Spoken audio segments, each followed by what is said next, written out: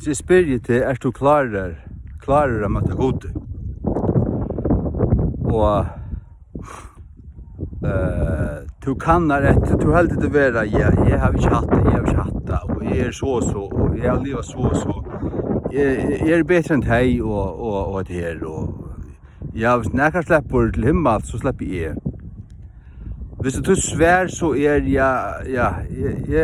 alltid att jag lever runt och jag vet inte om jag gör något. Så det är uppsummeringen, samlövan av din svär. Så är du inte klar till att möta Gud. Så vart du lyckst i helvete. Så är det en rättvisor, en självrättvisor, fariseer. Att du att självrättvisor fariseer Hvis du påstår, han som hever rätta svär, han säger först och främst. Ja, mot allid jag fick ta uppenbering från Gud att Jesus dög för mig personligen. Och jag för ut till Golgata och tog emot frälsningen. Det hände ta.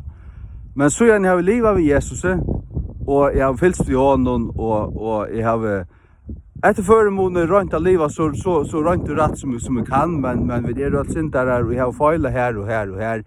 Men mot alla det en av Jesus. Så är du klar. Och du kan gott vara en värre personer än han självrättvise som för lyxt i helvete. Särskilt du. Ungen av oss är syndafrier. Alla av synda och är kommit till korset av Guds stort. Stendur i Romarbrevet 3:23. Då är det farligaste. Det är alltid farligt. Det är alltid farligt att på några måter sätta sig till alla så självant. Det helt inte. Du är inte heilaver nog. Det är du inte. Och det är en vanvinning och en hajing att halda det du är. Och det är en liggen. Du är en fariseer. Du kan gott vara fitt människa, men du är bara blind av. Han blindur fariseer. Jo. Och så säger Jesus vi fariseerna när han är här, han säger att skötjer och tattlarar gäng in i Guds rike undan tikkun. Det största av tar vi skötjer. Ja, skötjer. Och tattlarar, alltså tjauvar, avpressarar och bärsindir män alltså. Gängen du går inte undan till. Voi, du tar hårt och Jesus till alla och hårt och tro han och fyllde honom och gjorde hans här.